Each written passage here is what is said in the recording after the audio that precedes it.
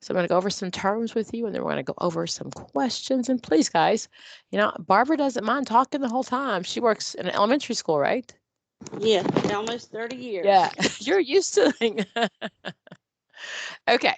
So again, just some history of the counseling, and I've heard there's a few history questions on the test, and hopefully you can just kind of see my screen. It just talks about the history. A lot had to do with the wars, the 1 and 2. Jesse B. Davis, he was the educator who actually developed our early vocational programs in our public schools. And of course, like you said, Frank Parsons, he was a professor, a lawyer, educational reformer, and he's the father of our vocational. So what we know is it started in about the 1900s, early 1900s. 1913, the National Vocational Guidance Association was formed. That was in 1985. Following World War II, Franklin Roosevelt came up with the New Deal. And at that point, what was happening in the country at that point? Anybody remember? Or just from history, not that you were alive, from history? Anybody? War. I mean, just the war and lack of enough counselors. Well, it was the lack of enough jobs. Jobs, okay. That was the issue. The issue is we had these jobs we couldn't fill, and we had people who couldn't find jobs, especially after the end of the war. Remember, a lot of the guys went over to fight, and the women had taken the jobs. So they come back, and we have these men who don't have employment. So that's when we kind of came up with the GI Bill to get them when they came back to help them really adjust to society. Okay. And the biggest event most often was, and you'll see this on the test I've seen a couple of times, is the launch of Sputnik. When the Russians were able to launch a satellite and we weren't ready, then we were mad. How dare they do it? So at that point, we're really kind of, that's when kind of we use that, the wars is where the ASVAB came from. As we really wanted to find these people who could fill who had the skill, who had the aptitude to learn the knowledge and the skills that it took to be the best, to come up with these great inventions. And most of our stuff comes from our military people. Can anybody tell me in general what's an aptitude test?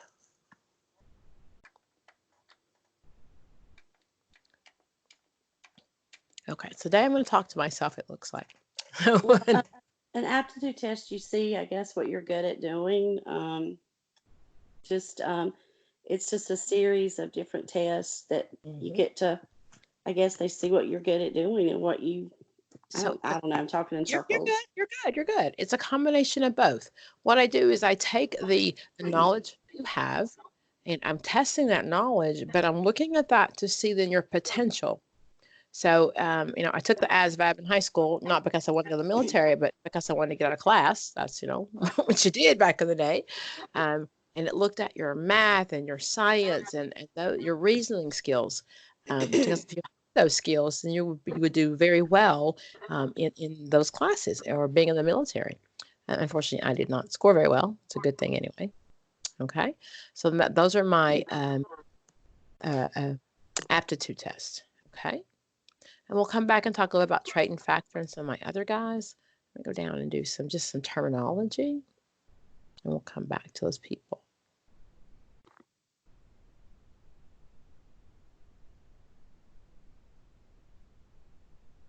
Okay. So just some terms that we'll go over. I'm sorry, the bottom and go up. There we go. Okay. Generation Y, those are known as my millennials.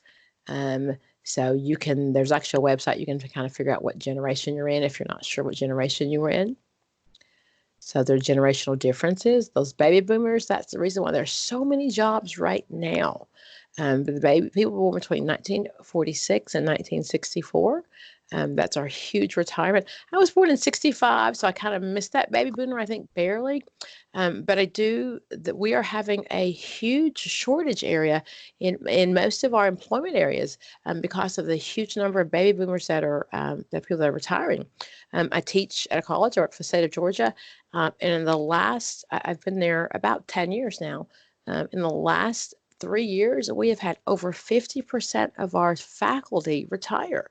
We have a brand new faculty just because that the time and they've retired. So we have lots of young, fresh coming in. So that's a critical shortage area in most of our areas. Telecommunicating is, of course, what I'm doing now, working from home or remote. Recareering, that is the baby boomers who have retired and decide to come back and give back to life. Retirement counseling, things I think you know, portfolio career, okay? Having a multi-part-time freelance jobs as opposed to one full job. We see that we saw it after the recession that a lot of people weren't able to maintain like one job, so they got several jobs. Okay, outplacement counseling, you're laid off due to downsizing, you lost your job. A mentor, someone who can kind of talk you through and support you through the process. Job satisfaction. An internship, sometimes paid, sometimes not paid. It's actually the learning process. That glass ceiling, I think I probably have mostly women in the room, and that glass ceiling is, that we can see those top areas. However, we sometimes can't reach it. I think we all know that it's changing, and there are many women who've gone beyond the glass ceiling. Sometimes those we still get the fluff though, the feedback with that. When the major CEO is a female and she only takes 2 weeks off from work, then we think she's not a bad mom. But yet we're supposed to be this amazing CEO or CFO as well as a mom. Freelancing, something we do part-time. FMLA guarantees your job. It guarantees a job. It doesn't guarantee your job. And that was passed in 1993. And what it says is if you have an immediate family member or your own illness or something going on, then you can take up to 3 months off from work and they will hold a job, not necessarily your job. And of course, FMLA is not paid. It is just guaranteeing you that when you come back, you have your a job. Okay. I think we've seen that displaced homemaker before. A parent who begins or returns to work after taking some time off. Divorce, separation. Sometimes the kids have grown up and mom just decides to go back to work. Dislocated worker. You get lose your job because of downsizing, layoffs, company closing, or relocation, any of those things. Okay. I'm going to go back up. I just want to share some of those vocabulary with you. So again, when we talk about some of the famous career people, if you're reading Rosenthal, the Green Book, or the Purple Book, there are 1,000 names in there. And I cannot promise you that we'll go over all those 1,000 names. We'll go over the popular people. My goal is to make sure that you understand who the main people are, because if you understand who they are, then the process of elimination, you can usually come up with the other names. Okay. I'm sorry, would you happen to have a copy of the Green Book that I could have? I sure can. I will, at the end, if you remind me, I'll send you a link to it, okay? Okay, cool. Will you send me a link or any information you have? I'll sure will. I have it on my Google Drive, so I'll gladly send you a link. Let me do it right now so I don't forget. How about that? Let me just do it. I'll put it in the not that one. Because often I will forget, and I'm pretty sure I have a session right after this. Me too, Rosalie. I'm going to put it in the chat box. Driving. Yeah, it'll be in the chat box, and you just go and you just kind of click it, and I should name it Green Book.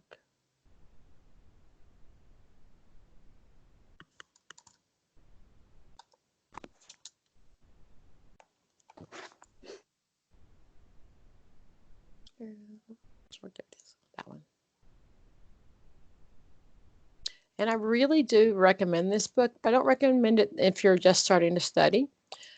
It's a lot scary if you're just starting to study, and sometimes some people get overwhelmed. Once you're at the kind of close to your test date, I do recommend that you use it because it is, it's hard. It's definitely hard, but it's probably the closest thing you're going to find to the real test. Okay, in the chat box, it's a Google link to that, and you should be able just to open it. Okay, that is the Green Book. Thank you. Not a problem. If you'll remind me, and anybody, if you'll remind me, send me an email. I will email it to you. I just can't promise you I'll get to that today.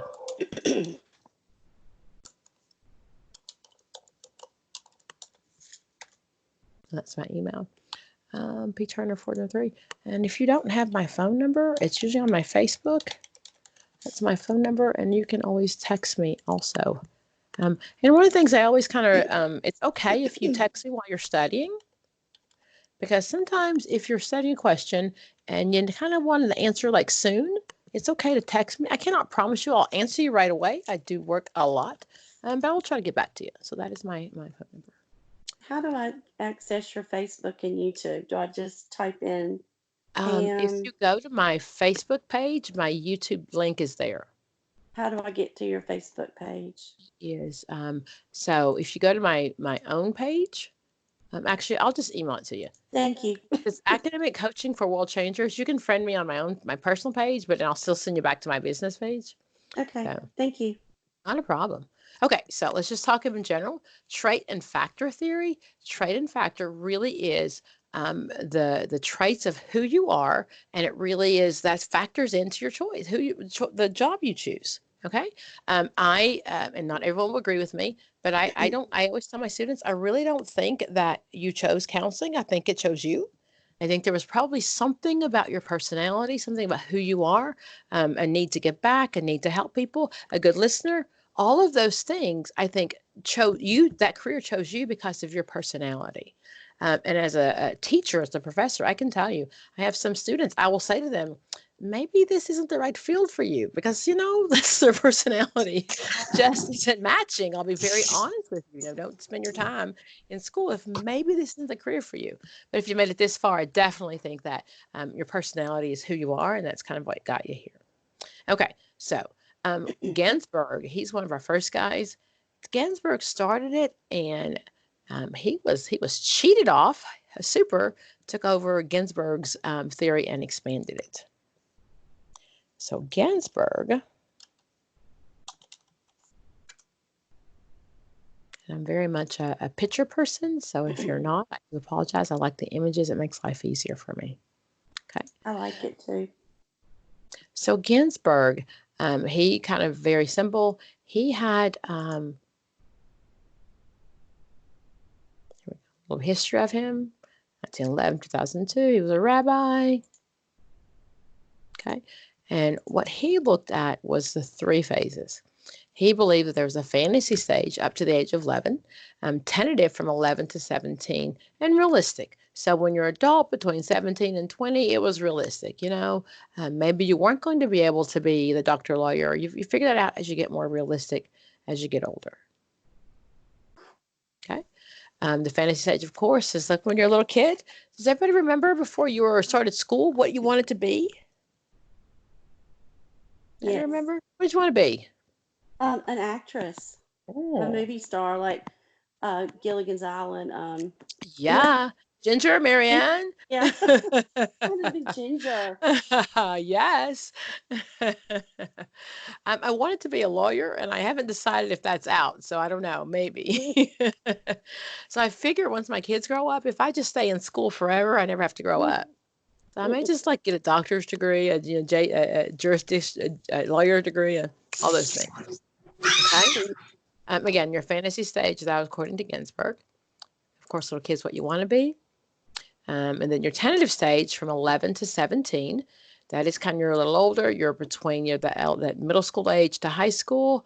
Then you kind of have an interest, what you like, what you do like, you don't like, your capacity, what you can possibly do, what's important to you, and of course, those transition stages. Okay.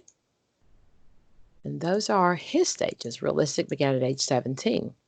So then what Super did was he kind of took the Ginsburg stages and he expanded on them. Okay. So you'll see life roles and life choices. And I don't like this rainbow, of course, because it's not in color. I'll find another of those rainbows. So what he did, close windows there. Okay. So Ginsburg then was in the 1950s. Jalot, you may remember him? Oh, yes, I've heard of him. We'll talk about him a bit. Mr. H.B. Jalot.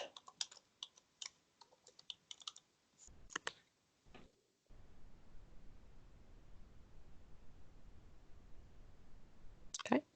Here, this is the career decision-making process.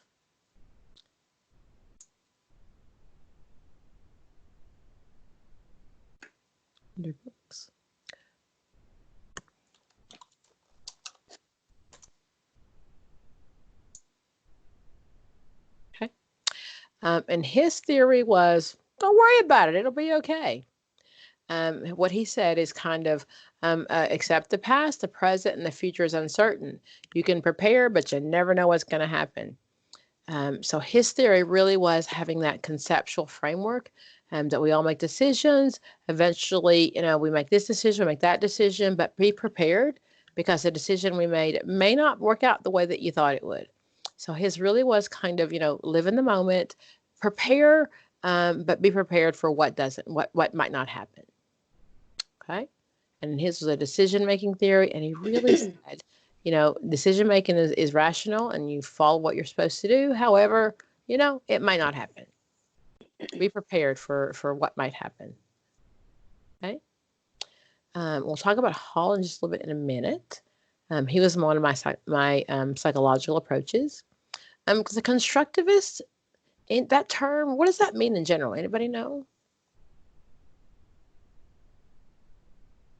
What constructivists believe is that we construct, we come up with, we develop constructs or things that, how we see life. So when, constructs or femininity or gender, all those things are just constructs that we've come up with. He said that individuals develop constructs about life, work, and themselves, our own beliefs, how we kind of model or build that. Those are my constructs. So that theory just kind of looks at the broader context of life planning, and I construct my future, my vocation, as a process based on kind of what I've learned and who I am. Okay. So let's talk about Super. He's our big guy. What do you know about Super?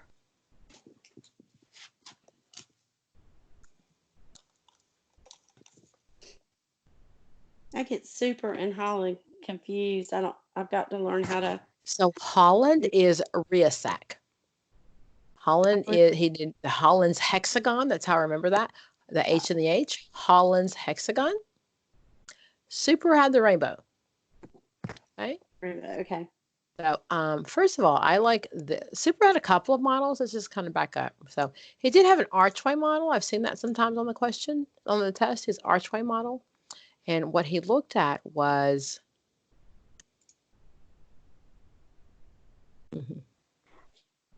someone just logged in, I'm sorry. Okay. So the Archway model looked at how he developed, and what he said was it was kind of the inside and the outside, and we all developed together. So the Archway is you kind of went up one side and down the other. Was he similar to Erickson, like his stages of development and career versus? He did. Okay. He did. And we'll talk, good, very good. We'll talk about that, but he sure did. That's exactly right. Let me just respond to someone. So I've got someone who's trying to get in. I just want to respond to him.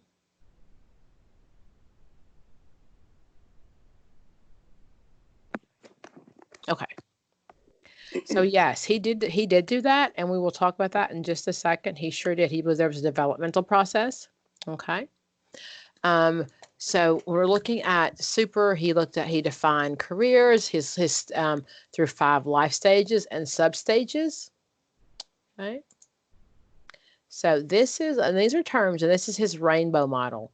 And he actually came up with the term leisurite. He talked about, how much free time you have and when you'll have free time. So his life spaces and life roles looked at your age.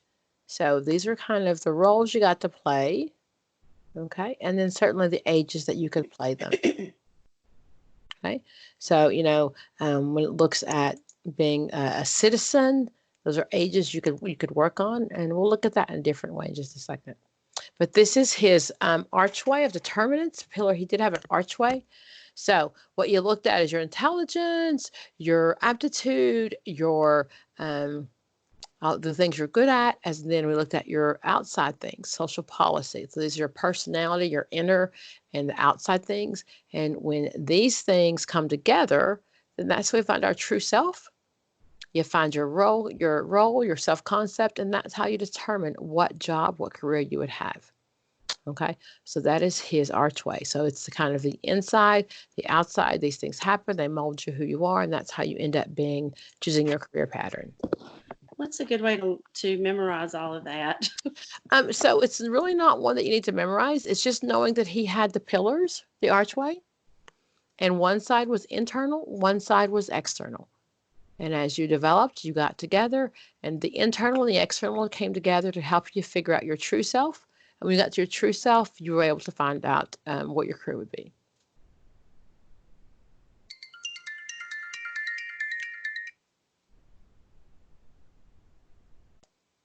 Okay.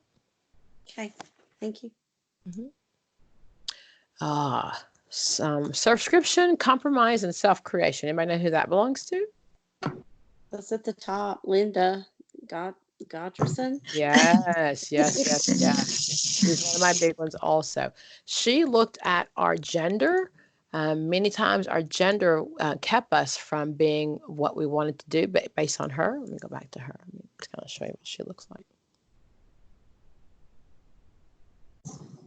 There's so many names. There really are. I wish I could fix it. I do. Is there a suggestion box for this test? Just saying. It's not going to be essay form. I'm not grading that. I can tell you. Not happening. When I teach, and I tell my students, if it doesn't fit in that little bitty box, I am not grading it. So. But Godfrey's son had the circumscription and compromise theory. So kind of what she said was that as we're growing up, our circumscription is kind of what life told us. Okay, that when we were younger, we were oriented size and power. The girls were, maybe stronger, more willing. Boys did this, and then as our sex roles, the boys could fly the airplanes, but girls didn't know what they were supposed to do. And as they got older past that, then we became our social value. Because girls are, if you're cute, you're valued as a girl, right? And if you're a boy, if you're a good athlete, you're valued. And then our orientation to our unique self, that was 14 to 14 plus. And this one I've really only seen, it really talks about gender. So which therapists really looked at gender as producing, as we developed our self, who we are. So she's the only one that kind of looked at that. So that makes it not so bad. And what she also said, though, let me go back to her. Close out some windows, sorry. Okay. So what we're looking at is her zone of acceptance. Okay.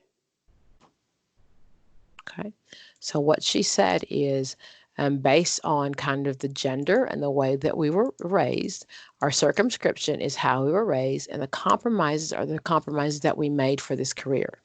So for example, then, if we valued a job very masculine, but it was low prestige, then look, our tolerable level boundary was not so bad. We might be doing that. But if it was very feminine, maybe not. High, so this is the prestige of the work. The higher the prestige of the work, then you see the tolerable boundaries. Okay, so very masculine, then you know what, I might do that. Female, do you see, that's much longer for you. That's a very feminine perspective. That's a lot lower. And she talked about our zone of acceptable alternatives. So based on our realistic or our idealistic of what we'd be willing to do based on our circumscription, how we were raised, and what compromises we're willing to make in order to find our career. But most often you'll see zone of acceptable alternatives. That's something you'll see. Circumscription and compromise. And that really looks at kind of who we are and based on our circumscription, how we were raised, our male and female gender, what jobs we will take. So that one's not, and again, when it comes to theories, you don't have to memorize, every step of the theory, especially our career guys. What they just want to know is, do you know what's going on with her? Okay, so that was Godfreyson. So we talked about I don't like that one. Let me go back to supers. Click out some.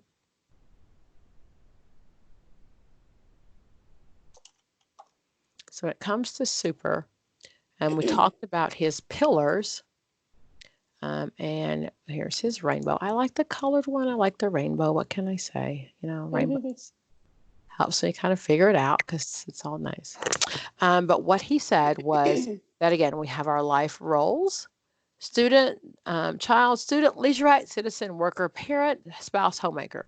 And you see the ages? So that's the span. So what he would say is, as a child, you know, I only get this little bit of time. As a student, these are the roles I can play. As a leisurite, those are the roles. A citizen, a spouse, etc. So these are the age spans, and these are his career roles. So this is his rainbow. But most often the questions come from, and so you mentioned before, kind of about his developmental process. And I like the stairs. There we go. I like my stairs. That helps me kind of remember to look at. I like the way it works because he talked about how we develop. Okay. So then this is his career ladder. And these are the outside were called our major or macro, and the inner were the inner were our micro or mini. Those are the changes we kind of went through. Okay. So you'll see both of these on the test. 1, 2, 3, 4, 5. We don't count birth or death. So if you ask how many stages, it's most often 5. Okay. And if you look, curiosity, fantasy, and interest, who do those belong to that's super copied from? Something with the G. Ginsburg. Ginsburg. Okay. Ginsburg. Wrong G, but I saw where you were going with that. Good job. I saw where you were going. That's Ginsburg. He got those from Ginsburg. Okay. So what he said is, and I like this because for me, it's easy to see the changes. So, you know, from 4 to 14. So where are you at in life from 4 to 14? Explore. Age-wise, you're in elementary school, right? Yeah. So yes, your exploration, but from 4 to 14, you're in elementary school. Then there's transition. Oh, wow. That's high school, 4 to 18. That's my high school. That's 14 to 18. So then that's when I'm in exploration. So most of us, we start our kind of career exploration at 14. You know, 7 and 8, that's when you wanted to be what did you tell me? You wanted to be a actress, right? Mm-hmm. When you got to high school, you know, somebody said, you know, Barbara, you're great at this, but you might want to find a fallback career maybe. So that's between 14 and 18. And I just like this way of looking at that because you can see the transitions. So 4 to 14, and then there's a transition, 14 to 18. Those are my high school. Okay. So then you're looking at your capacity, things you're good at. Tentative, I'm not sure what I want to do yet. Then 18 to 25, what are you doing at that point in life? College. College and Yes. Yeah, so 14 to 25, that's like you're figuring, 18 to 25. So you've gone to this great trade school or you've gotten married or whatever in your career. That's a huge deal between 18 and 25. My son is 27 and he's, you know, finally not costing me money too much. So that's kind of, I got 2 others that are still costing me money. So, but yeah, that's that transition. Okay. Stabilization is between 25 and 30. So the assumption is that you've started your career. You've finished your training, whether you're vocational training, whatever it is, you finished it. So between 25 and 30, you're kind of looking at your career. So if you see again, the stabilization trial, you've committed most often to what your career is. You're in establishment. Okay. So you kind of figured out you're not at the top yet, but you got this job and you're happy. Anybody here 25 to 30? I'm 29. 29. Are you there? Well, I've been a stay-at-home mom, but pretty much, yeah, I'm gonna get back into the workforce. So yeah. Okay. So would you agree with super? Yeah, for sure. In my case. Yeah, good. And so then from 30 to 40, that is when we're usually pretty good at our career. We're looking at, so if you see, it's advancement, frustration, consolidation. That's between establishment and maintenance. So many times between that 30 and 40, we might see a career change. Okay. So advancement is yes, I like this, I'm going up. Frustration is like, oh, I can't do this anymore. Let me make a change. Consolidation is I'm consolidating my personal life with the kids as well as with my career. Okay. So between 40 and 45, that's another transition. So that's usually when we're looking at beginning to kind of maintain. Between 40 and 45, that's a transition, but that is when we're beginning to kind of say, this is it. Most often that, the kids are grown up or they're starting to grow up. So we're right there between 45 and 50. I'm holding, and you'll see that that's my maintenance phase. Okay. So between like 30 and 35 to like 45, I'm maintenance. I'm good. I'm good. And at this point, I'm not changing my career. If I didn't change it when I was in my, mid 30s, I'm done. I'm just maintaining. This is who I am. This is what's going on. I may not like it, but I'm good. We got this. Okay. And then between 50 and 60, what happens? It's the decline. Not quite yet. I'm between that age. I'm not ready to decline. No. Oh, So, 50 and I don't want to 60. decline yet. Okay. It's Between- more, you're still maintaining, right? It's another Okay, transition. well, exactly. You're still maintaining between 50 and 60. You're still maintaining. And So, we're okay. updating.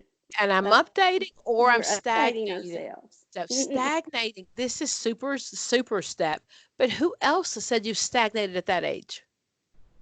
Erickson. Yes, Erickson. you get my bell. Erickson. Erickson, exactly. Yeah. That's what he said. We're stagnating in that age. So the choices are, and if you look at Erickson, we looked at, generativity versus stagnation. So this is really the same theory between 50 and 60. I'm either innovating, I'm changing, I'm learning new techniques, I'm learning. Do you know that I didn't even have Facebook like 6 years ago? My kids made fun of me because I said, I don't want anybody in my business. I'm not being on Facebook. Have I changed? Like, whoa. So yeah, I'm innovating, I'm updating. My 22-year-old said, so you're gonna get on Instagram? I'm like, oh gosh, that's like a whole different ballpark. I can't do that yet. But yeah. So, think about 10 years ago, where have you guys come with our phones? So, and I'm talking to the people who are over 30, but 10 years, things have changed totally. Yeah. So, and I think in your group, people who've stagnated, people who say, I'm not making that change. I'm not learning anything new. I'm done. Yeah. And they'll kind of ride it out until they can retire. Yeah. Those are your choices: stagnate, updating, or innovation. That's between 50 and 60. Between 60 and 65, oh, that's when I start. Kind of retiring, like slowing down. Not me, but everybody else, I guess. Not me neither. Not me neither. I'm 54 and I have a 16-year-old, so I'll be like working until I'm 90, but it's okay. Yeah, not me. No slowing down. But according now. to Super, this is what's supposed to happen. Okay. Not ready. Yes, and most people do look at starting to retire between 60 and 65. For the holidays, I went to visit family, and my first cousin, we're the same age, and she's had 28 years in the school system, and she's going to retire shortly. So we're the exact same age, and she had her kids earlier, so that's an option for her that she can retire. Okay. Yeah, but not for everyone. Not me. Not me neither. Then between 65 and 70, that's again specialization, disengagement. So this is where you really see a lot of your researchers or scientists or doctors who really have been doing this their whole life, and they specialize. The other choice is to disengage. You retire, you leave your career, and then you begin to decline. Okay? And so those are super stages. Again, Super borrowed those stages from, he expanded on Ginsberg stages. Okay. And if you look at those, he talks about them briefly, his establishment stage and all those. Okay. So Super has the career rainbow.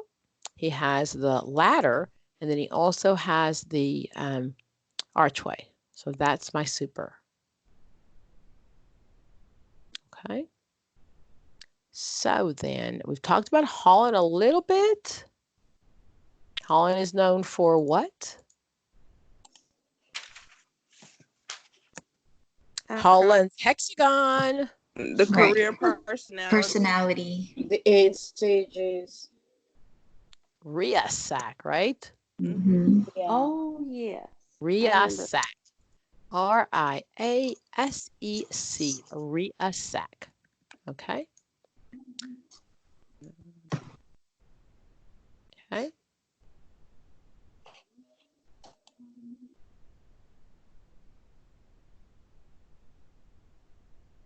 And so, has anyone ever taken the assessment? No, I haven't done it yet. I plan to. And I'll show you what it looks like shortly. But here are kind of the I ideas. have. I'm an investigator. Investigator. And what do you do for a living? A counselor.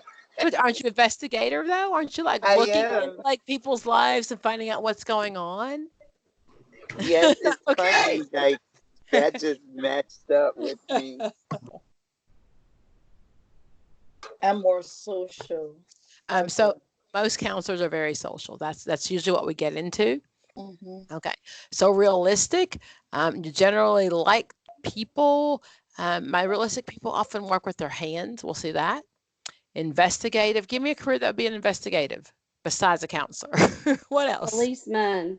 Policemen, lawyers, all those things. Okay, what are my artists? Other than an artist, what other career would be artistic?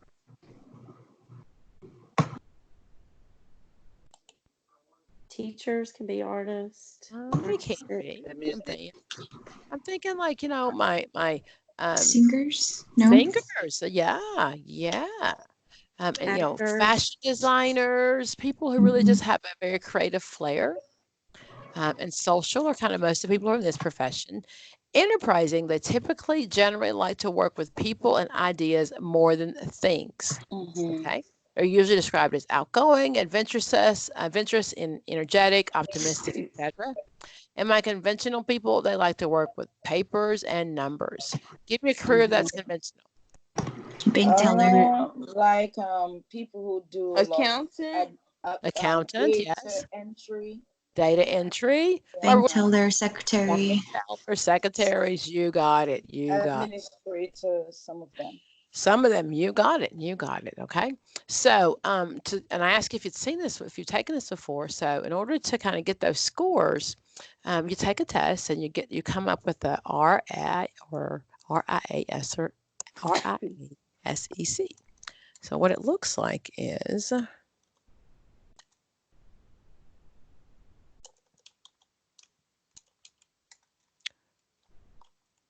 his assessment. Usually I can find one.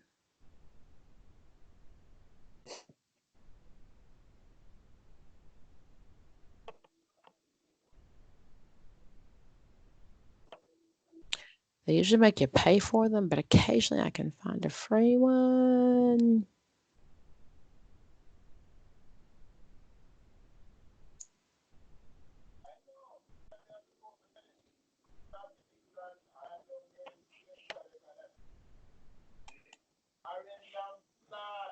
There we go. Okay.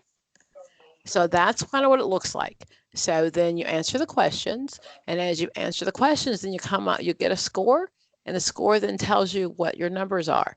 So you're either realistic, investigative, artistic, social, enterprising, or conventional, and that's your interest score. So that is my RIASAC. Okay. And then as you determine that, it looks at kind of, again, your R's are your realistic people, agriculture, health assistants, computer. Those are people that are good at mechanics or athletic jobs. Okay. My I, again, my investigative people, marine biologist, engineer, chemistry, zoologist, surgeon, psychology. Yes. My artistic people, communications, cosmetology, photography. My social, counseling, nursing, physical therapy. Enterprising, you'd be a fashion merchandiser, real estate, law, and conventional. Again, accounting, court reporting, all those things. So that is what it looks like. That's my Holland's. Can you send us that hexagon. test? I can. Thank you. That is Holland's hexagon. So that's why I remember that one, because that's RIASAC And I can remember that, but if you do the H and the H, that's my Holland's hexagon. Okay, so we've talked about Godfreyson, we've talked about Holland, we've talked about super. Who else would be on my list? What's the first one you talk about? The first one we talked about, we started with Ginsburg. Oh. We talked about Jalot. And then we talked about Holland. We've talked about super. Okay. Okay. Anybody, some other names? I know y'all practice a lot. Yeah, I'm trying to remember who you would have missed right now. Ann Rowe. Ann Rowe, Oh, very Yeah, yes. fields and levels, right? Oh, and Ann Rowe based hers on who? I shouldn't tell you. Colbert. No, Not no, Colbert. Maslow. Maslow. You got Yeah. it. So what Rowe said was that we choose a career based on how we were parented, kind of what we were missing. So Maslow's theory is a theory of motivation, that we go up the levels based on our motivation, our needs. So Rowe said the same thing, that our career is based on kind of how our parents parented us. Okay. So what she said was, and that's Maslow, of course, right? Right. And Maslow was what type of theorist? He put come on the development. Oh no, he was a humanistic. Humanistic. Okay. And when Maslow came up with this theory, it really was so unique. We had never seen a theory like this. He's the first person to kind of looked at the common man. So when he first came up with this, the other theorists were like, whoa, what is this? But he was our first humanistic. The other humanistic is Carl Rogers. Have nothing to do with vocational, but just some free information, okay? So then, let me go back one more thing. This word right here, physiological, many times people will see that on the test. That means your physical and your psychological needs. So if it's physiological, remember physical needs. Okay, that's what that means. So then, Ann Rowe said that how we were parented helped us choose our career. So she said, either you have very warm parents or very cold parents. So my warm parents were very accepting. My cold parents avoided me. So our relationship was casual. See at this end, it was loving. It might have been overprotective. As I look at cold, maybe over demanding. They were rejecting or they were neglecting. Okay. So what she said then is, based on how we were parented, then our needs have to be met through our career. So then if we grew up with overprotective parents, our major orientation was towards people. And then if we had loving parents, they were not defensive, we loved others, rejecting, that we had defensive, we looked at others for ourselves. So she had these amazing kind of numbers, and she looked at her careers based on where you were. So those numbers match up, okay? So we see your groups were 1, 2, 3, 7, or 8. And groups here were 4, 5, and 6. And you see the numbers around, okay? So then 1 was service, 2 was business, 3 organization, 4 technology, 5 outdoor, 6 science, 7 general culture, and 8 arts and entertainment, okay? So then those are house classifications. So if you were a level 1, okay, so if you were in your level 1, okay, and then you were in the service area of level 1, this is what she suggested you would be. Okay, I never saw. Okay, so your levels, there are 6 levels, and there are 8 rows. So we talk about levels. And rows. 1, 2. So it's really based on how your parents parented you. You were making up for those needs. Your motivation was to fix those wants, those needs that parents didn't take care of. Or if they did, then you, again, chose a career based on how you were parented. And that's a theory of motivation, motivational needs, based off of Maslow's theory. Mm-hmm. So that is my Ann Rowe.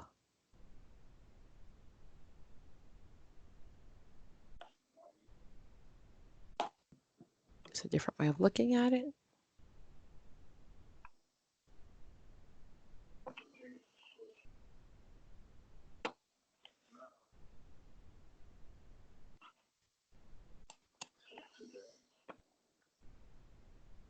I think I made it too big.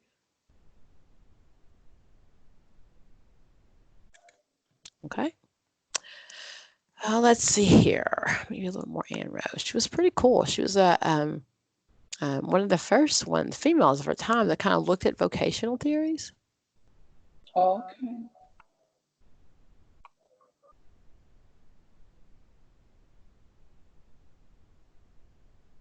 Okay. So she just kind of looked at the holistic approach. Okay.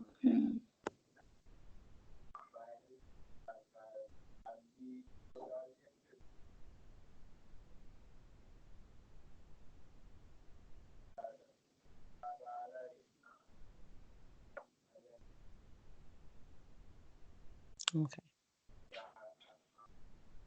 So she based it again. Our unmet needs are what motivate us. Yeah. Maslow, unmet needs before motivation, levels, influence. Okay.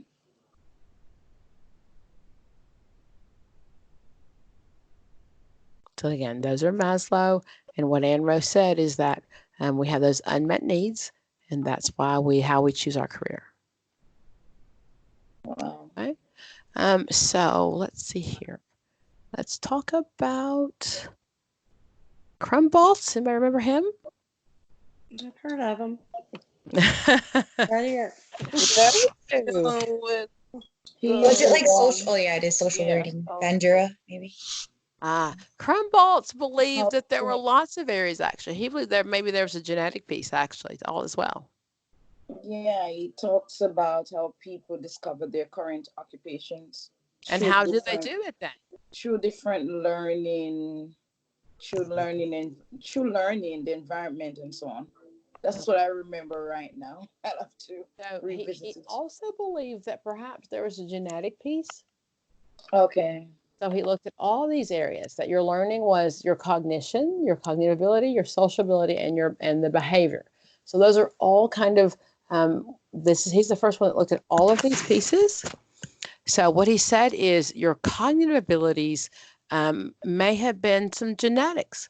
So if your mom and dad are doctors, what's your cognition level probably?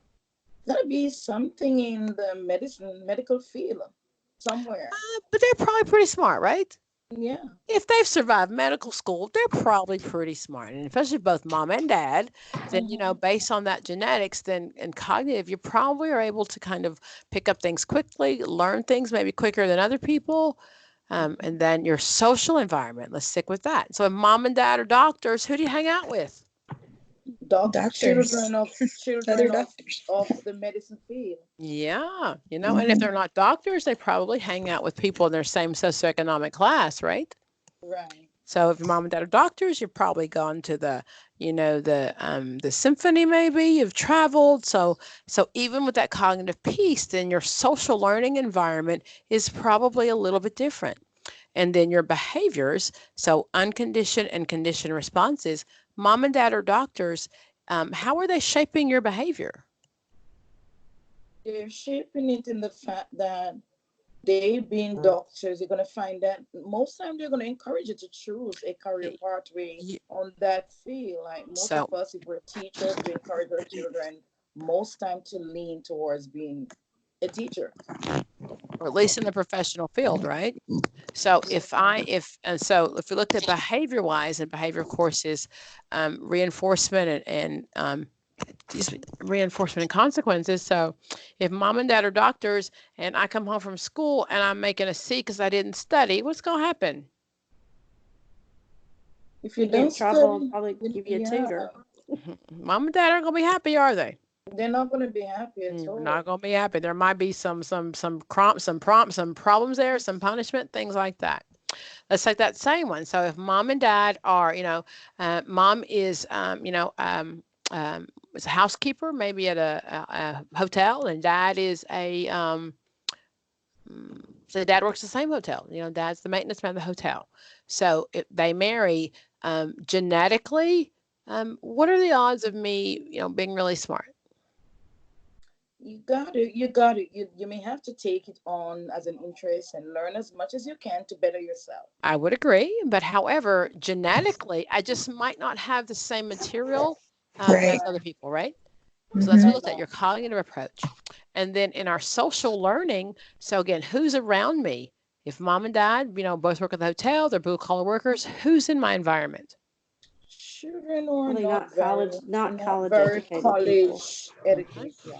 Just the smart people, yeah. Again, and I'm not, and Kohlberg is not, I'm just explaining his theory because we all know that those things aren't necessarily true, right? Right. There are lots of people whose parents didn't, weren't college educated who've made amazing things. But this is just Kronbote's theory. Okay. And then the behavior. So again, if this is kind of the environment that I worked into, if I don't study or if I don't pass a test, mom and dad really might say, oh, you didn't pass this math test, but can they help me? Probably not. Probably not. Okay. And even so, if your mom and dad are doctors and they can't help you, what do? Get you somebody that could help you. Exactly. They just pay somebody. So what Kronbote said was, again, I'm not taking a stand. I'm just sharing information. That's all I'm doing. Okay. But what he said was, and I was like, well, Wikipedia is like the best place ever to learn things. You can't put it in your paper, but you certainly can use it for quick information.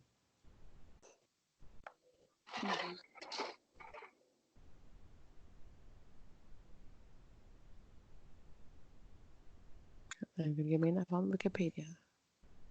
What you said. Tell me what you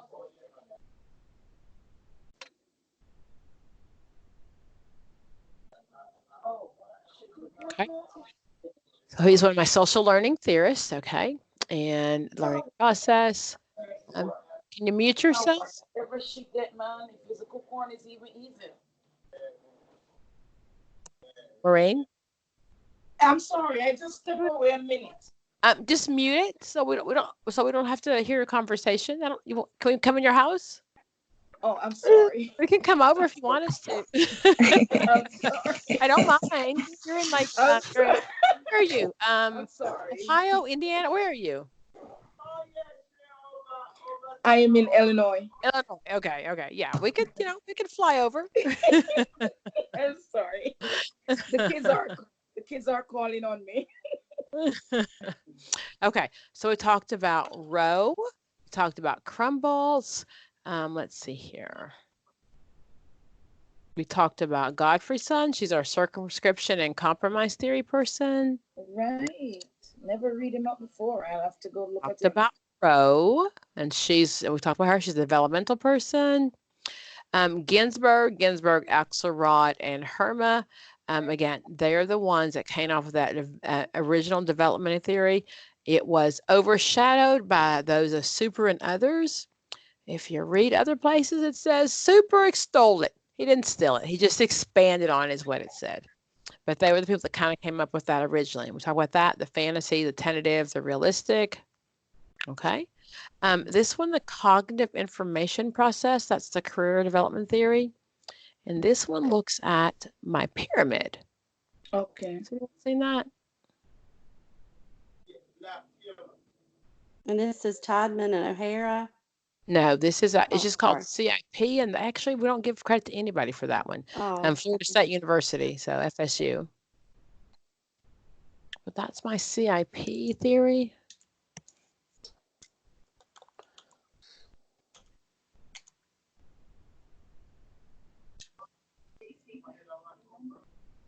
Who is behind the CIP? It doesn't get a name. It really just was developed at Florida State, FSU. And it really just kind of looks at your cognitive information, how we process things. Okay. So what it says is that we as we process things, that's how we decide what we want to do. Get bigger. Perception.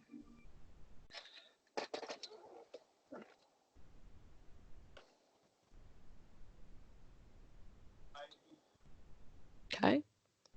Okay. So some environmental stimuli, something we see in the environment, something happens, and then we kind of commit that to memory, and then our short-term memory keeps it.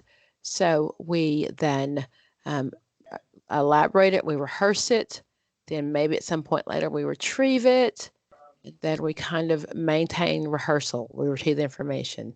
So this would be, for example, if you were, when you were a little kid, if you maybe, you know, your mom was sick and a doctor came in and kind of saved your mom's life, kind of process in your short-term memory. It goes to your long-term memory, and as you're growing up, you look back and you're thinking, wow, I want to be a doctor. And maybe not always aware where the information came from, but it's because you processed it cognitively at a different point in your life. Right? So that's my CIP, cognitive information processing.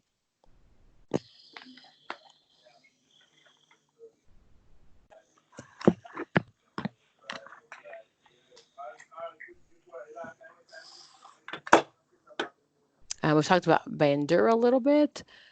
So the social cognitive theory, career development, Bandura gets the credit for that. It's based on that theory of self-efficacy. I've seen that a couple times. What is self-efficacy? Anybody? It's I think it has to do with how you view yourself, and the kind of it's not so much self-esteem, but it almost kind of show a little bit of that. But it's how you view yourself. And they're not the same. So self-esteem and self-efficacy is not. Self-efficacy is how well I'm going to fight for what I think I can do. Okay. So self-efficacy is my belief system, and maybe I didn't do as well in school as my peers, and maybe I didn't come from the best background, but I believe I can do it. So my self-efficacy is fighting for what I believe in, or what I think about myself. Okay. Yeah. Outcome expectations are the beliefs in the consequences of behavior and the effort of an individual puts into specific activities. That is what I can fight for. Right? Oh, Kreitz. Oh, sometimes it's Kreitz, or sometimes I see Kreitz. What did he do? Who is that? John Kreitz? John, I don't know. He did my 3 maturity Cs. something. Maturity. Yes. Who said that? Amber. Yeah, I don't know. Yes. Very good. He looked at maturity. He and I think of John. It's sometimes you'll see Kreitz, or sometimes you'll just see Kreitz, I think. But it is the C's, the 4 C's. So what he said is we're looking at how your level of maturity determine whether or not you're ready for where you're at in your career development. Okay. Like, so he talks about confidence, concern. Never look at this one before. Never.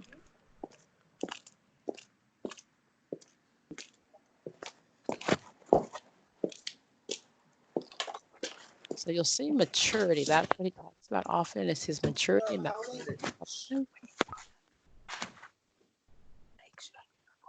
so what he said is that, you know, based on kind of where you're at, so about him, he did a career mature inventory. Oh, so he did the 4 C's, and then he also did the maturity. Well, the result of the maturity inventory are your 4 C's. Oh, I see. Okay. So then it's a career readiness score based on 18 questions for confidence, concern, curiosity. So this is kind of where you get. So if you come up with a higher score, you're confident. Your extent to which the individual has faith in their ability, and I can do this, I'm confident. Concern measures the extent to which an individual is oriented to and involved in the process of their career decisions. They're concerned.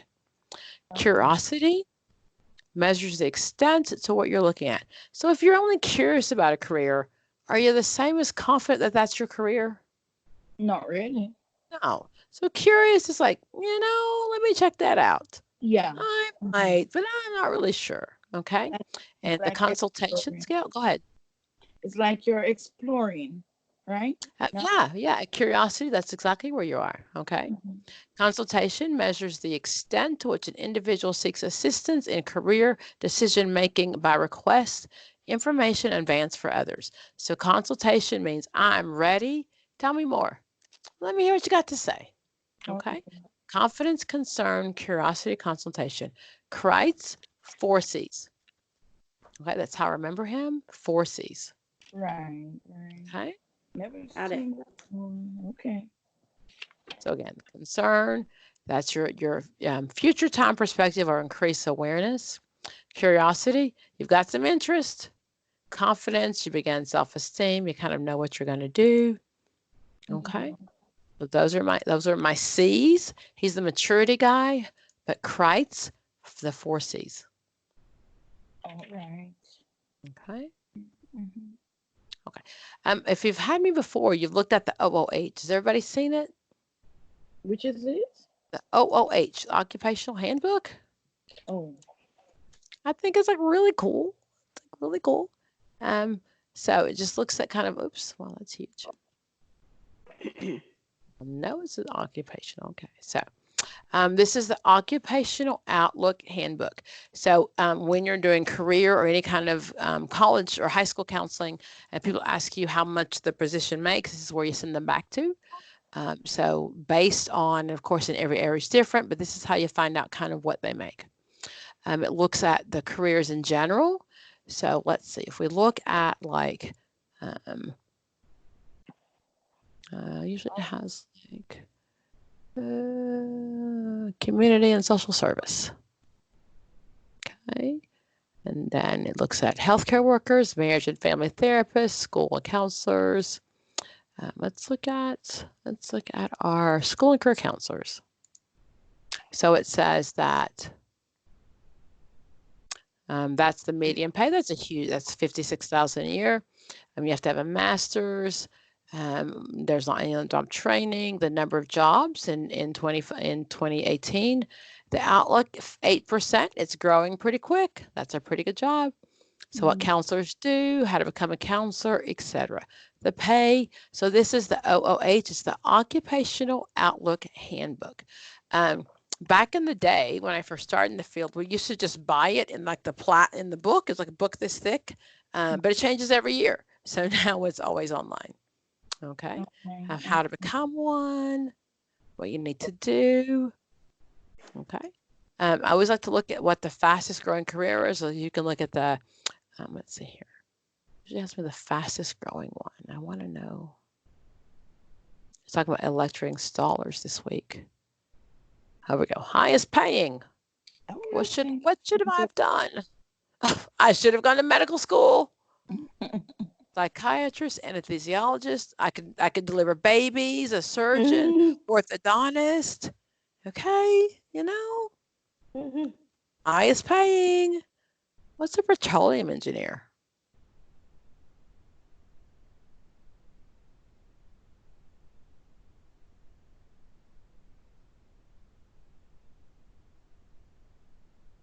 Oh, I get to work on like the oil rigs. Yeah, they're kind of dangerous, but look how much money I'd make. Heck yeah, that's awesome. I might be the only female out there too, but think about that. So, but definitely, they're out in the middle of the ocean most often, and they're kind of making sure that we all have what we need. So yeah, 137. Mental health is growing. I'm sorry. I thought mental health is also on the high. It is. It is. And definitely that is one of the ones that are growing. So look at this field. It's 3%. We looked at counselors before. It was 8%. I would think this was growing because, they die sometimes, but obviously not. 65, 95 an hour. I could raise my rates maybe. Not now. Okay. Next year. Okay. We got that. So. Not now. Okay. Some important things, the Work Innovation Act, that's WIOC, and that really looked at making sure, making sure that people could go back to work after the recession we had. The hidden job market, that's a huge deal because what we find is many of our jobs are not actually posted. Networking is the best way to get jobs. It's really that 60% or more of all jobs are filled through the hidden job network. And that means, you know somebody, talk to somebody. And even if they're posted, we do know that sometimes those jobs aren't filled. Okay. So let's look down. Let's do some questions. Okay, here we go. Move that over. So then, who wants to be brave? Who is considered the father of vocational counseling? Frank Parsons. Frank Parsons. Okay, so Jesse Davis, what'd he do? Jesse Davis. Was he? I don't remember. I don't know him. We talked about him a little bit up here.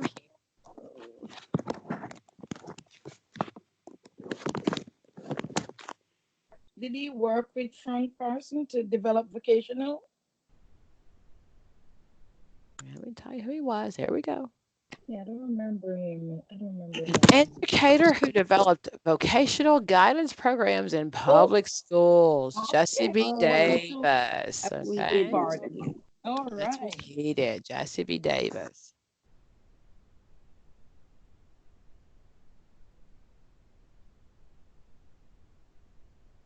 Okay. Number 3. The national, I'm sorry, number 2. I skipped number 2. Wow. Sorry about that. The jail bill offer what services to soldiers GI Bill. Yeah, the GI Bill offer free vocation. No, supporting joining the army. B. This is when they returned. So 1944, the GI Bill offered service to soldiers returning. Exactly. Higher education. We still have the GI Bill. So a lot of people will sign up and that allows them to go to school once they've done their time. So yeah, we still have it. Good. So that is D. You said That D, is higher education. Okay. It is. You got it. Number 3, the NDA, the National Defense Education Act. The National Defense Educational Act, the launch of the end of the war, high on point. Is it? I think it was. Is it C? The National Defense Education Was launched in response to what event? B. B is a boy. It's A, those Russians. The Russians. Oh, we've gone back and forth with them being our friends. That one. But remember back in the time when, we didn't like the Russians. We were afraid they were going to come and bomb us, and they were smarter than we are, so we didn't like them. That's Sputnik. So the launch of Sputnik by the USSR, that was before Russia broke up. That's what it used to be called. So that's what happened. How about number 4 in Super's theory? Number 4. 4 to 14. Let's see. I can't read it. In super theory, there are 3 substages. C. S and fantasy and B. So I heard B. A. Stage 1 from 4 to 14. Fantasy. But there's fantasy, so that's A. A. Interest and capacity. Okay. The answer to that one is, let's go back. Let's just look at that. I think it's B. B. Let's look at B it, is though. a boy. So remember, we saw super stairs.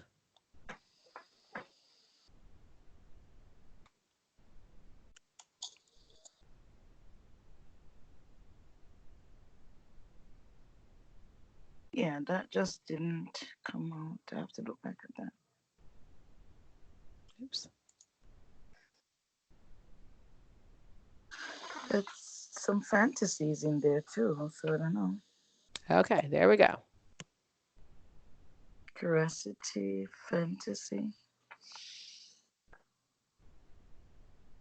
Okay, let's go back to the question then. You see that? So then we look at, in Super's theory, there are 3 substages in stage 1 of development, ages 4 to 14. They include, so 4 to 14. Fantasy, curiosity, 4 to interest. 14 are?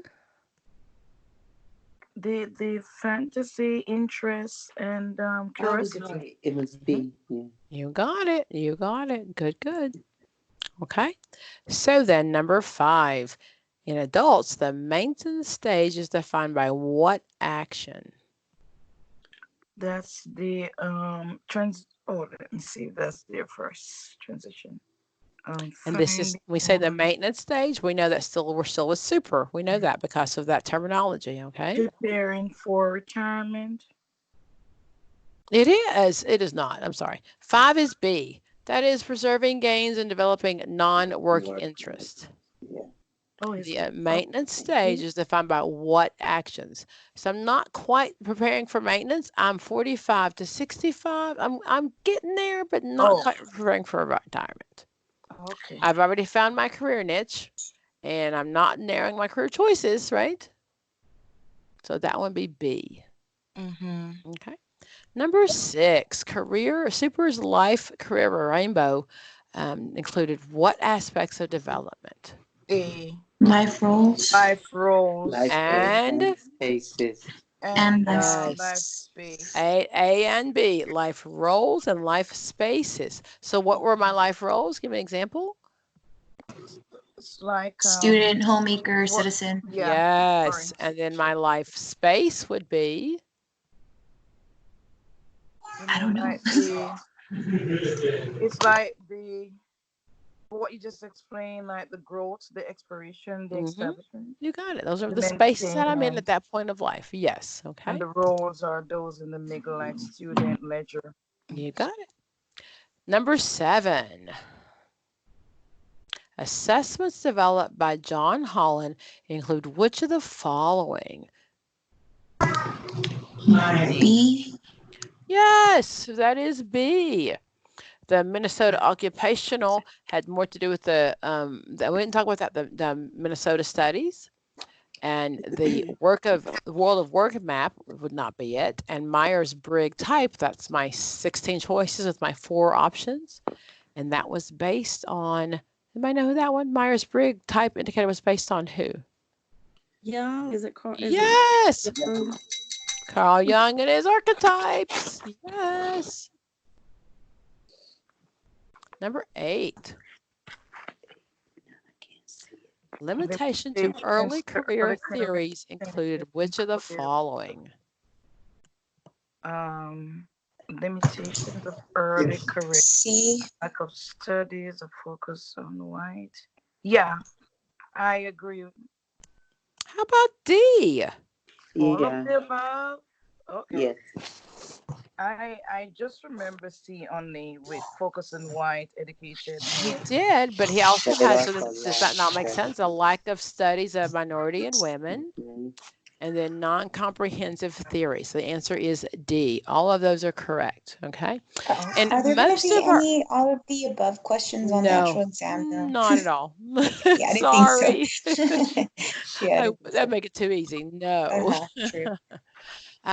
But most of our theorists really looked at, and not necessarily our career theorists, if we talk about our developmental theorists and we look at our different orientations, most of them did their research on white middle-class men or women. For example, Freud only used like white upper middle-class women. So there are not a lot of theorists that we can say works across works across, including minorities and women and socioeconomic class. However, one of those really is Super's approach. His research really works across minorities. It's been proven across all ages, and that he's one of the very few ones. Okay. Number 9. Which of the following are included? All personality. Oh yes. A. A. It's A. So, do you know what group think is, guys? I'm sorry. Group think. When a group thinks together and comes up with the same answer. So it is almost about conformity, because what you want to do is you're afraid to say your answer because you think the group won't agree with you. So you'll see it on the test, and I just want to make sure that, in the group, if you got a right answer, say it, and everybody else doesn't agree. That's group think, though. So most often, and I love the example, I saw a meme somewhere where the boss said, I think instead of being our casual Fridays, we should just be naked. And everybody says, okay, sure, no problem. But they're thinking like, oh my goodness, no way. But the groupthink process is that we want to conform. We wouldn't say anything to agree, even if we think the answer is like the question, what he's saying is stupid. So that's the concept of groupthink. So when you're answering your questions, don't fall for groupthink, okay? No, Just I like to do I like to answer even if I'm wrong. Good. Okay. Was the answer A? Mine was A on that one, yes. Yeah, okay. I don't think I talked to Tentative Stage, did I? Number 10? We didn't do. Anybody know who they are? Aren't they decision? We didn't talk about them. So they are by those words, who they belong, who do they follow? Which one? Where are you? I'm on number 10. Freud. Freud. All those words, yes, those are Freud terms. That one is D. So differentiation talks about how you express your individuality, integration, the ability to be part of the society, and your ego identity. So the answer is D, differentiation, integration, and ego identity. Developmental concept, and that's Tiedemann and O'Hare. They're not big people, but they're the people who did follow a psychoanalytic approach. Okay. Number 11. When working with individuals in the LGBT community, it is important for a counselor to do what? Assist clients in locating, consult with other professionals, reach out to the employers to provide education about being an active member. When working as an individual, it's important to do what? It could be assist locating gender neutral. C is correct. I wasn't. Okay. Consult with other professionals and refer out if necessary. Okay, so if you're working with individuals, the LGBT community, and you don't have, and this is career. This is not personal counseling or interpersonal counseling. This is career wise. So if you've got someone who's looking for a job who's LGBT, and you're not aware of kind of what might be acceptable or what's out there, then just consult with other professionals.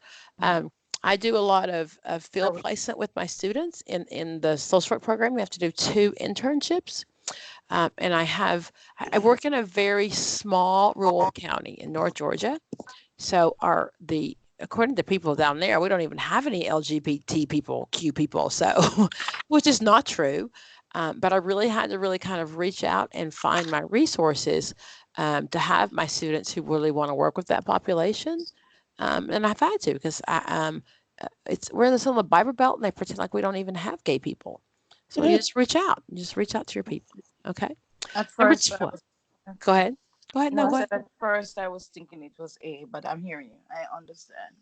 Okay. So then, number 12, Crumbolt's theory of planned happenstance suggests which of the following?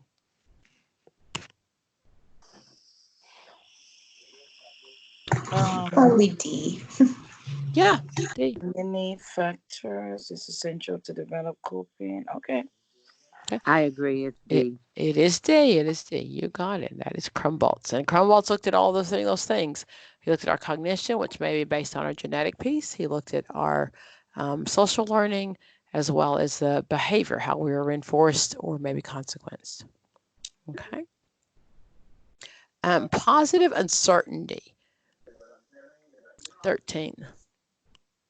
Positive uncertainty is a paradox approach to decision making. What are Do you think we could read silently? Because I can't really read. I mean, read when somebody else is reading. Yes, please. Sure. Thank you.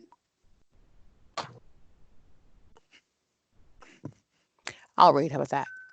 Positive uncertainty is a paradoxical approach to decision making. What are its two main beliefs? I'm thinking is D. Paradoxical. So positive uncertainty belongs to. Anybody remember? It's on the tip of my tongue. Hold on. I thought it was A. The answer is A. It is A, and it belongs to Gillette. What he said was just be prepared for the worst. You know, plan. You've got all these decisions, these possibilities, but it may not work out. So the future is uncertain, and one must be positive that it's uncertain. Okay, so he said, you know, prepare for your career, but you know what? It might not work out. That's Gillette. Okay. Okay. 14.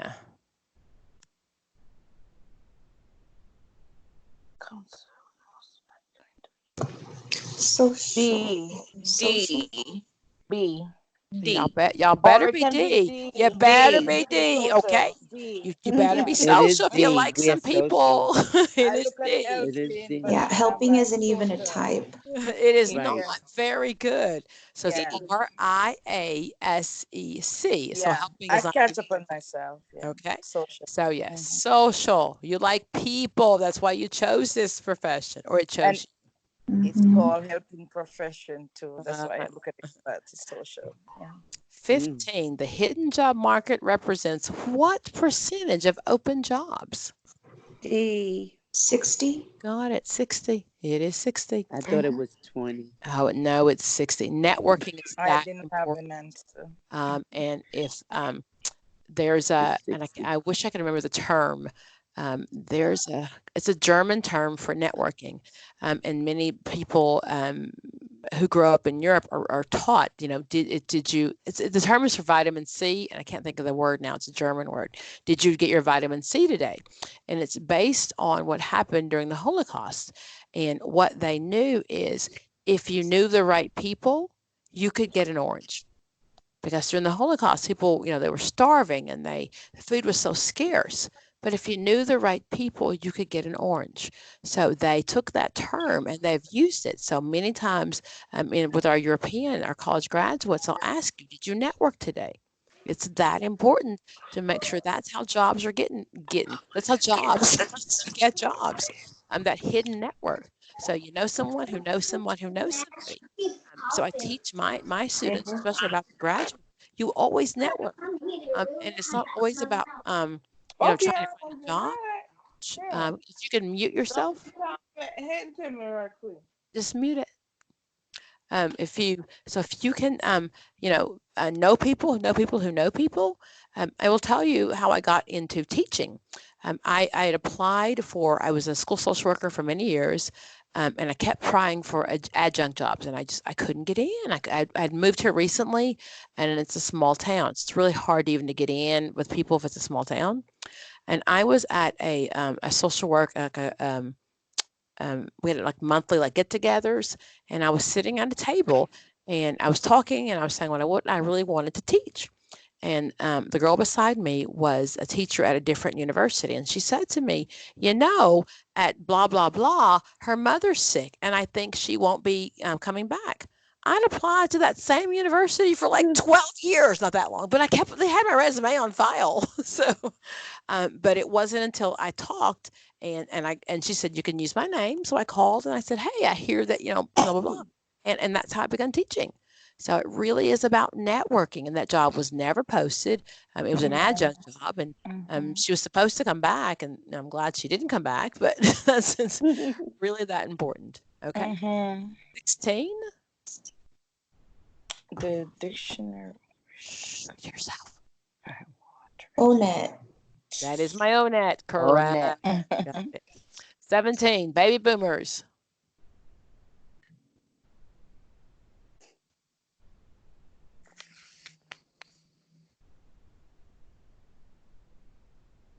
Remember, it was between 46 and 64. So it should be A. 45 to 60. 50, The years they were 52. born. The years they were born between 1946 and 1964. D. D, yes. I was That's gonna the say, most 'cause I'm a math you should have baby to boomer. do. Yes. ACE. Outsourcing. What is that?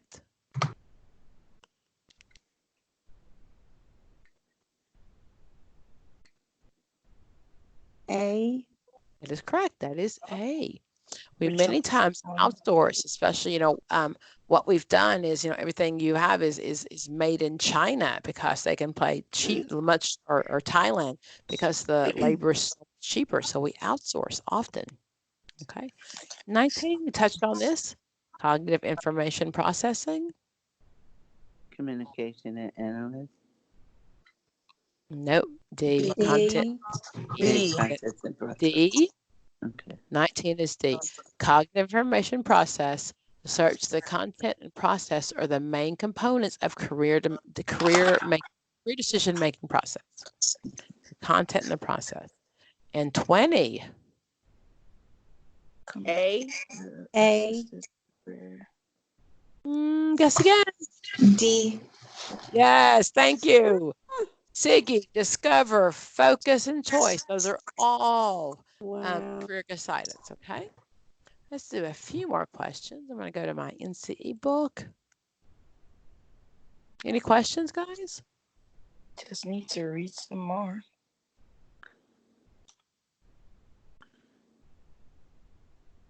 This is a great book for just studying and knowing the terms. Not a great book in general when it comes to knowing how the questions are written, but it's a very factual book of just how to know the terms. So we're talking about our careers. We're going to go to page 89.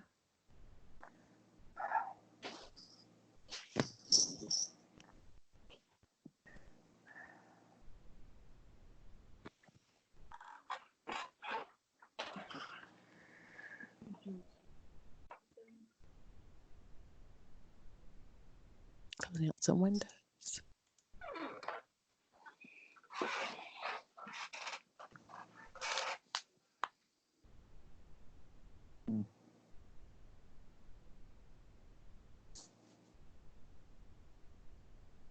Okay, let's start at 439. Ginsburg.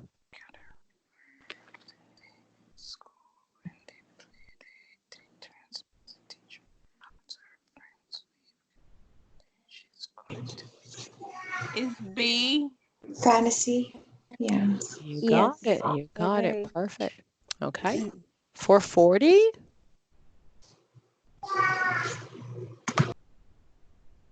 C. Look at you.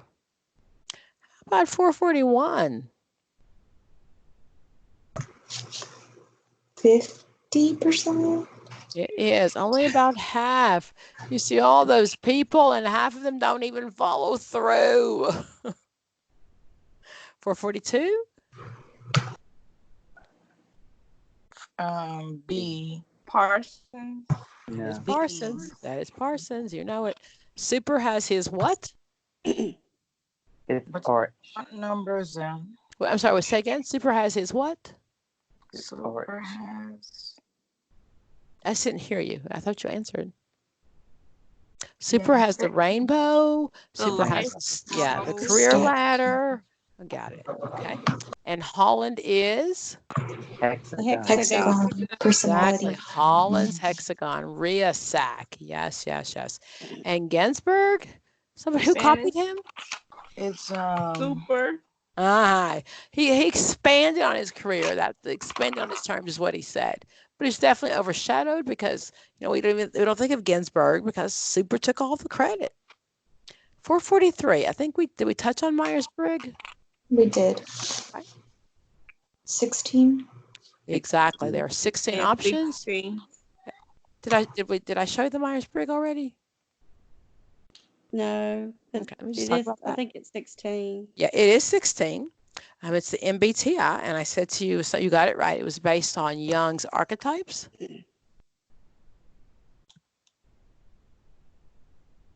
Okay, and it is used often. Sometimes we see it. We use it in like marital counseling. We'll use it in like the pre-counseling, the court order pre-counseling. Kind of there are 16 choices, and either you're an E, an I, an S, an N, a T, F, or a J or a P. And it's an assessment, and the same kind of thing as you kind of look at, where you have the most points in. Has anyone done it before? Yes, I have. And what are your letters? I was E for extrovert. It's been like 20 something years, so I just remember it was E. I had F. Okay. I had no thinking. It was all E, S, and F. Okay. So E, S, F, and then either a J or a P. Yes. Yeah. So that's kind of how it works. And there are 16 choices. And it's an assessment. So you go in and you take the assessment, and it kind of helps you decide where you are. So I can find some sample questions.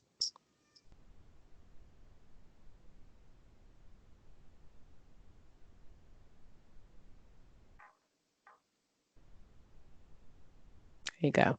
So, am I the life of the party? Accurate, mildly accurate, neither accurate, moderately accurate, accurate, or very accurate. Okay. So for bonus points, what kind of scale is this? What's it called? A Likert. Yes! That's my Likert scale. Yes, good job. Cool. And that's a Likert. That's really what that is. So you go from I like it a lot, a little, go on up. That's my Likert scale. Likert, Likert scale. Good, good, good. That's assessments and appraisals. Well, I can do that's where I'm going next week, but very good with. Yeah, I struggle in that content for me. Oof. I'm sorry, repeat. I didn't hear that. Repeat. Oh, no, that I struggle in that. You said appraisal and assessment. Yes. We're going. I'm doing that. Actually, I take that back. Next week I'll be on a cruise. On vacation, right? However, when I come back in January, I hate cold weather. Just in case I hate cold weather. I'm from South Florida, and I hate this. I have seasonal affective disorder, the SAD. So I actually have UV light. It's not on right now, but so it changes like the brightness of my room. So that gives that UV light. So if you have clients who suffer from that, they're like $30 on Amazon, the cheap ones. And I have one like in my home, in my office, that just helps me with the sadness. So anyway, 444, ASVAB measures. Aptitude. Aptitude, exactly. Okay. 445.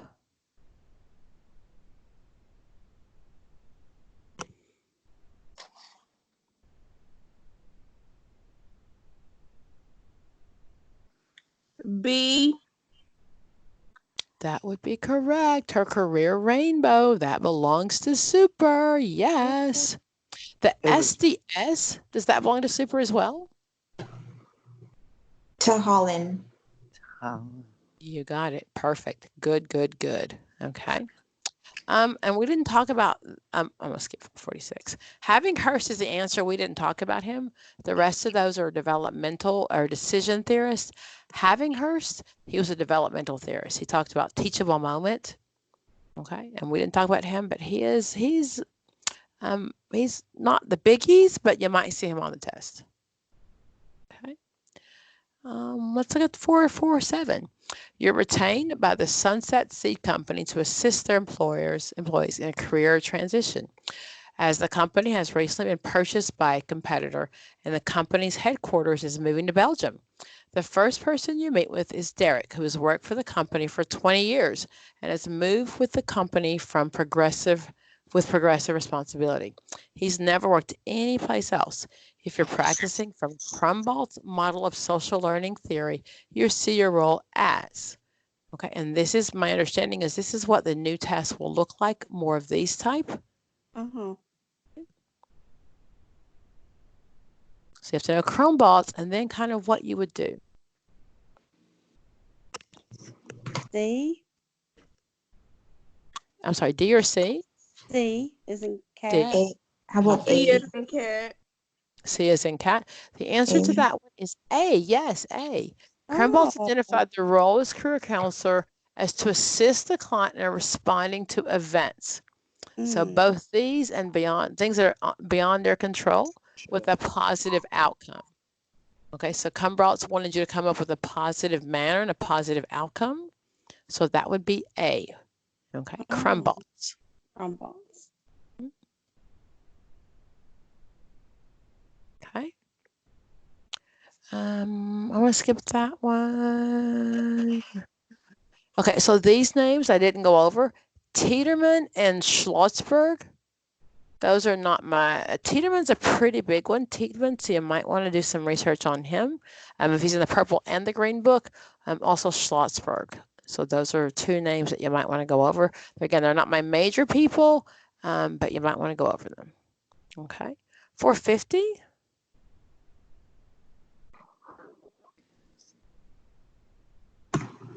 C. C. C. C as in cat. So C. RIA. Well, RIA. What was his I for? Investigative. Yes, good. Not C. Good, good, good. 451.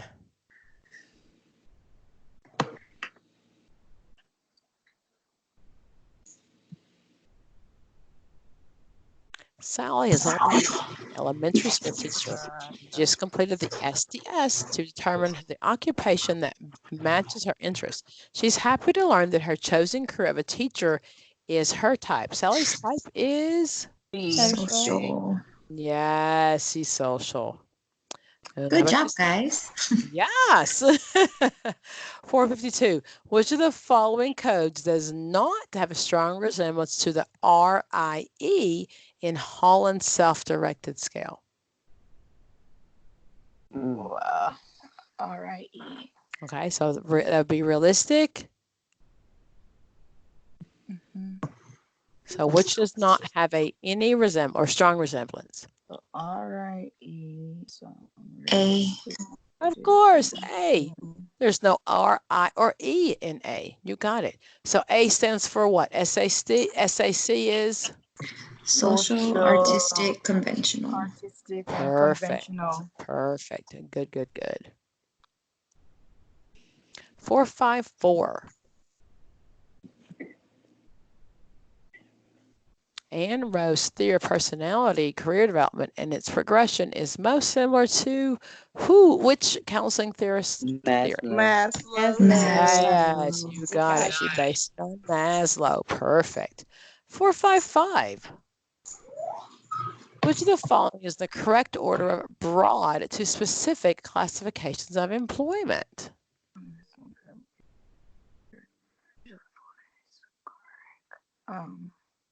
So you have occupation, job, career. I would say B. It's A. D as in dog. D. It is I say D. D. D is in dog. Oh, Career is D. the broadest category. It's your person's accumulated work and leisure. Occupation is less broad. It assumes similar jobs, and job is the most specific. I read that question totally wrong. So it's from broadest to specific. So in my career, I have worked in the mental health profession. That is my career. I've done that my entire life. Okay. So my occupation then assumes a similar job. So my occupation is I have done counseling, I've done teaching, I've been in the field where I took, lots of things in the field. My current job, I'm a college professor and I own my own business of tutoring. That's my current job. But my career has happened since I got my master's degree. Okay. 456. The strong interest inventory builds upon which theorist model? Who does that belong to? Strong interest. I'm going to say strong interest. B. Yeah, we just discussed that, didn't we? That's Holland. Mm-hmm. SDS, those are, the SDS is online. But yes, those are Hollands. Perfect. We didn't discuss this. Let's see if you know. 457. Brandon has recently taken over as the head of a construction firm. He's spending over 50 hours a week at work. And when he comes home, he spends more time responding to email and completing research for his job.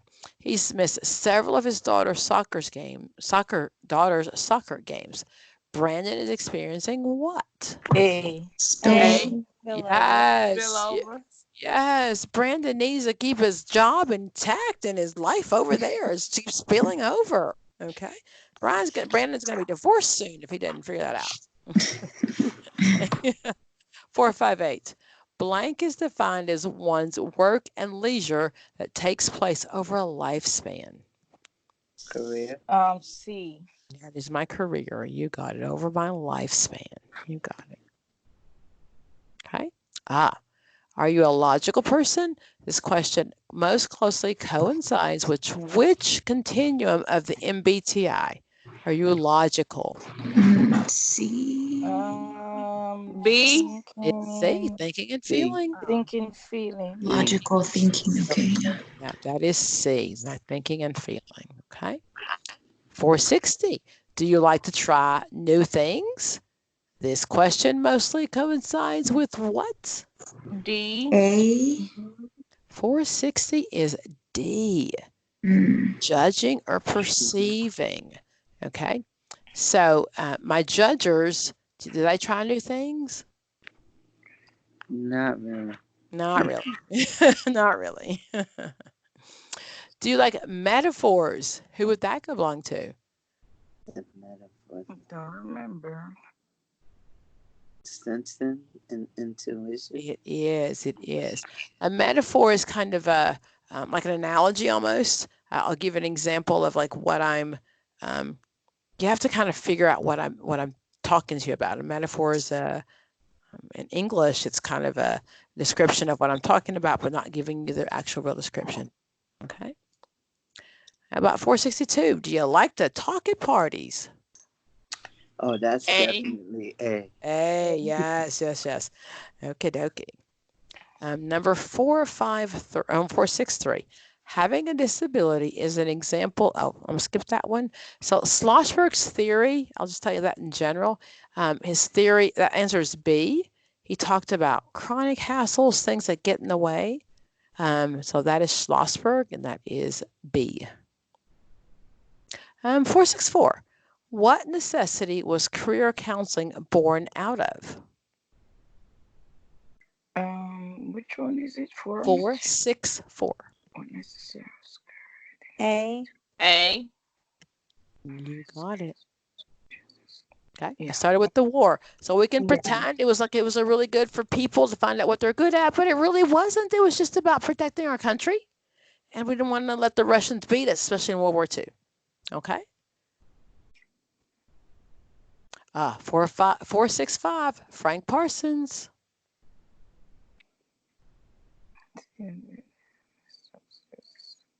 A.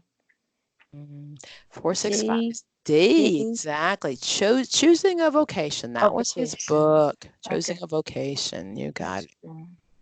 466. People become interested in careers in which they believe they can perform well. This is based on the concept of Self-efficacy. Self-efficacy. Yes. Good. 467. What approach to career counseling involves studying the individual, surveying occupations, and matching the person to his occupation? Trait and factor. D. Yes. Trait. C. Trait and factor. Yes. Trait and factor. My traits and who I am, and that factors a role in what career I would do. Yes. 468. Which of the following is not a stage of Donald Super's developmental approach to careers? Which one of these is not one of super stages? Autonomy. C. Autonomy. Perfect. 469. Which of the following is a tool that is designed to assist an individual in understanding how their personal attributes can help identify career options and potential work environments that may be a good fit for them? D. Assessment. Got it. That's my assessment. Okay. Which of the following is not a career assessment tool? A. A. So even A know is the what correct A is. answer. So my IQ, what's an average IQ? 100. Yes, 100. My standard deviation, that between 91 and 109. So if I am, what makes me gifted? What number? Do you know? 19. 120 and up. Yeah, yeah, Oh. 120 and up. That was my school counselor, yes. Yes. And below 70, I am concerned. You are in my mental retardation age. Okay, yes. 471. Why did super change from the concept of career maturity to the concept of career adaptability? B. It is. How'd you know that? Huh? How'd you know that? Because I've studied. Good answer. Yay. Good answer. The idea of flexibility and being able to adapt to changes in one's environment was more useful for adults. You're absolutely right. You go, girl. 472. Which one is not one of Super's vocational developmental tasks?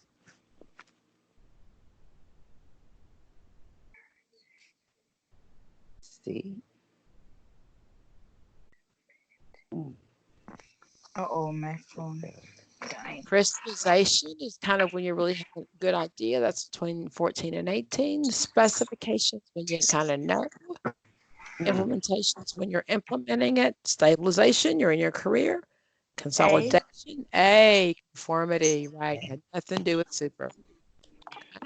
473. Edwin is studying criminal justice at the local community college in order to prepare to apply to a police academy. Which of Super's vocational developmental tasks does he fit into? Implementing. Studying. You got it. Implementation. You got it. Perfect. 474. Amanda recently graduated with a master's degree in social work. Yay, Amanda. Amanda landed her first job in the field working as a counselor in a substance abuse program. Amanda finds it hard to work with a substance abuse population. Amanda is very unhappy and is currently looking for another job. According to Super's theory, what life stage is she in? Exploration. Exploration. How old is she? Wow. She had a job. Establishment then. Yeah, she's in establishment. She's got a master's degree. And she has a job. Oh. She didn't like her job, but she's already explored it. She's established and she can change if she chooses to, but she's past exploration. Master's degree, got a job. Okay. Just because you're unhappy, you can explore, but most people are stuck at that point. Okay. 475. Joe is 65 years old and has worked 40 years the same company driving a tanker truck, delivering oil and asphalt long distance. Joe is diabetic and is experiencing problems with his vision and cannot handle being on the road. Joe is ready for retirement but still wants to work part-time. Joe's boss would like to keep him around because of his experience and transition him to a dispatch where he gives delivery orders to drivers. According to Super, they just Maintenance. He's in D. is in D. You got it. 476. John Holland's theory of career development is based on the assumption that D. is that B or D? B as in B. boy. Yes. Boy. Trait and factor, right? Expression of your personality. That's who you are. 477. Which of the ones is not one of the personality types of Holland? D. Introvert. D. 478. Holland's theory places a strong emphasis on what as part of your career decision making?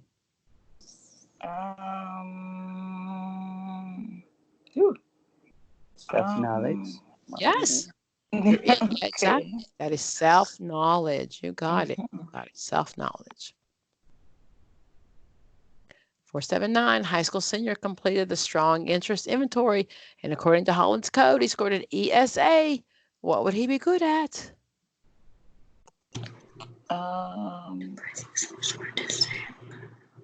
ES and A.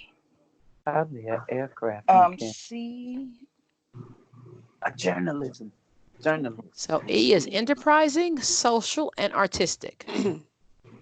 Which one is it? Journalist. Journalist. It is C. A, a lawyer. A lawyer. A lawyer. Okay. C. ESA, and they're in order. So the first one is enterprising, his second one is social, and his third one is artistic. Especially in the courtroom, you know, those lawyers have to like spin that tail. A journalist likes to write with pen and paper. What would that go to?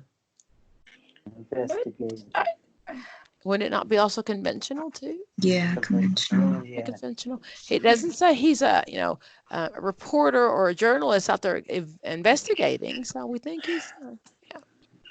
Okay. How about this one? According to Holland, people who prefer to work outdoors with tools or objects or machinery are what? Realistic. Realistic. Yes, they're realistic. 481. Jenny is a veteran returning from Afghanistan. Prior to joining the Army, Jenny had no work experience. Jenny completed the strong interest inventory, and according to Holland's code, she scored a SER. What may not be a good career for her? Accountant. You got it. You got it. She would not do good as an accountant. She needs a C in there to be an accountant, doesn't she? Mm-hmm. About 482. The theory of Ginsburg, Axelrod, and Herma recognize the 4 factors. What were those 4 factors before Super stole them? Super would be A. Rule out. I think it's A. Crystallization, specialization belongs to who? A belongs to Super, but he didn't steal those, did he? Not those. No. B belongs to who? Holland. To Holland. And who does D belong to? Freud. Exactly. So my answer must be C. You got it. So if you don't know, rule out what you do know. So that one is C. Okay. And you'll never know everything in the test. To know is that you'll know enough to rule out what it can't be. Okay. Number 43. Delilah is 5 years old and received a toy medical gift for her birthday. Delilah loves to play doctor as she lines up all her dollies to give them an examination because they're sick. So cute. She's 5. According to Ginsburg, where is she? Fantasy. Yes. Very good. Very good. Okay, guys, I got to wrap it up. Questions? Thank you. I just need to read up some more. Thank you very much for being in my group. Thank you so much. Thank you. I will post the link will actually be here as soon as I hang up. There'll be the copy of it, but I'll actually post it to YouTube, and I'll come back and then I'll put the link in this box for YouTube. Okay. You can email me if you don't know how to use it, and Barbara, I'll email you as well. But I'll just make sure if you want the link, and you can go back and you can watch this or any of the other videos I have at any time. Thank you for being part of the group, and I appreciate it, guys. Happy holidays. Thank you. Happy holidays to you too. If I've got you scheduled this week, I'll see you. But if not, I'll see you in the new year. So I'll be warm. I'm in Cozumel for Christmas Day. So thank you. Bye, guys. Bye-bye. Bye-bye. Thank you. Bye-bye.